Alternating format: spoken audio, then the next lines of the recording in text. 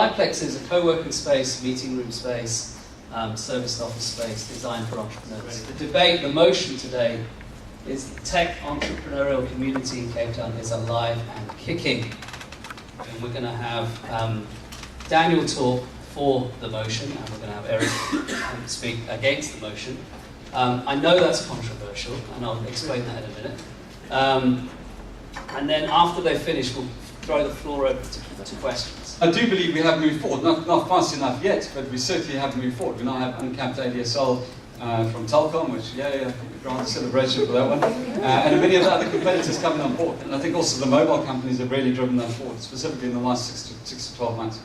So I definitely think from a bandwidth perspective, while not in line with European and American and sort of more first world countries, it definitely has moved positively forward. The next one is awareness, promotion, and kind of branding. I really think there have been some significant success stories coming out of Cape Town and South Africa in general. We think some examples, Fundamo being bought by Visa, Tiger VC, who's moving very aggressively into this market. I'll get into some of these examples in more detail just now. Google and Bono, the Silicon Cape Initiative, the purchase of Mixit by World of Avatar.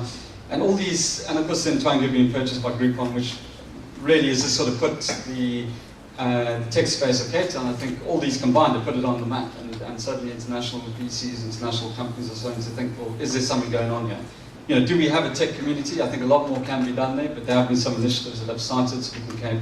I'd even argue things like the Bandwidth Bond, which has been there for a while. There are initiatives happening in the city on an ongoing basis, which is building that sense of community and involvement. I think a lot more can be done, but it definitely is moving in the right direction.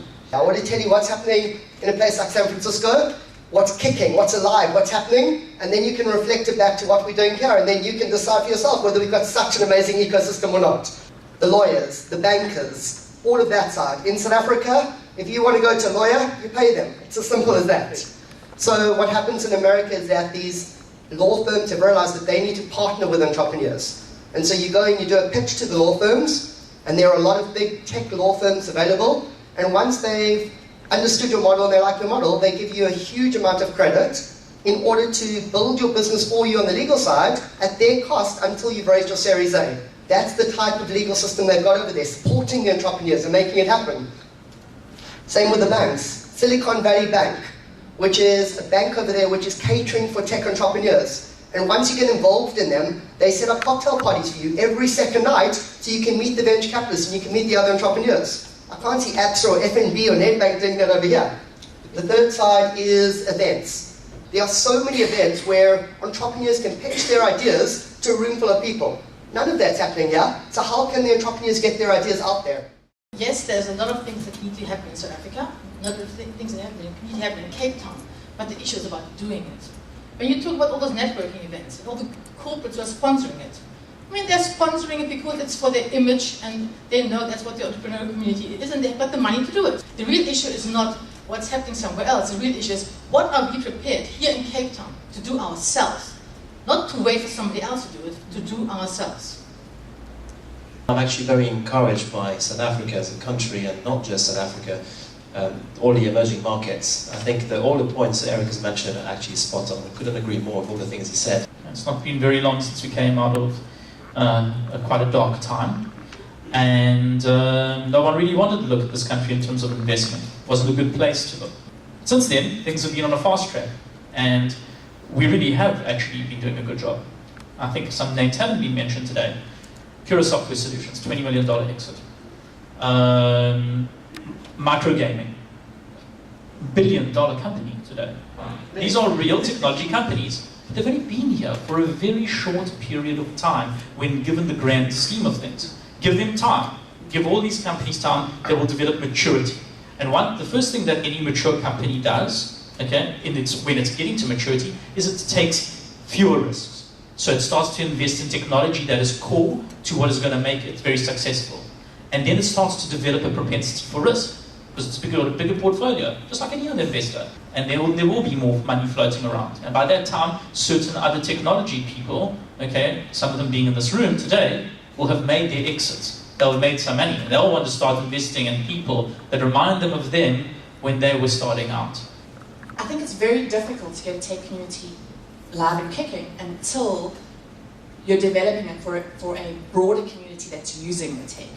I think once the consumer creates value in tech, I think we'll see increased investment into that technology. Who's your consumer is the question, I think, ultimately.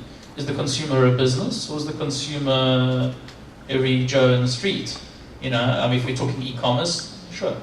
But there is real business occurring in technology, and it's not just, I mean, the B2B side is thriving. Have a look at Blue Label's Telecom. Wow. I'm representing Rocket Internet here. We're launching a number of startups. Indeed, I interviewed 400 people in a month. Yeah, I found interesting people, some of them more entrepreneurial than others. I brought 40 foreigners. I brought them from Germany, from Russia, from China, from the Netherlands. Okay, so they come here, and they're amazing, and they're going to do their job. So we do that with Rocket. You're going to see what happens in the next 6 months. There are 3 other big incubators, German and US American incubators, coming in the next 6 months to South Africa. Naspers is here. Andre is here. So, if Rocket does it, other guys will do it, Naspers will do it. Has the Silicon Cape initiative been successful in helping the tech environment? I don't think there's a sense of community that has been created off of that. I'm playing devil's advocate. Dan and I have got a bit of. There's no one sort of got behind us. Do you think, Dan? Would you? There are guys that have come up that have sort of been against us and commented against us and what we've done,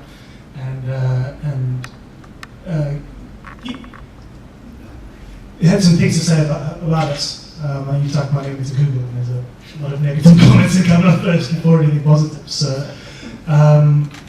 it hasn't fostered that environment of community. I think we shall draw to a close on the vote.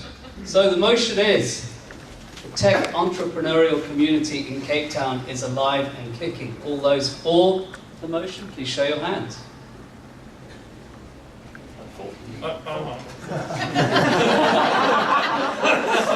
Okay, and all those against, show your hands. Wow, overwhelming, I believe. Thank you very much for participating.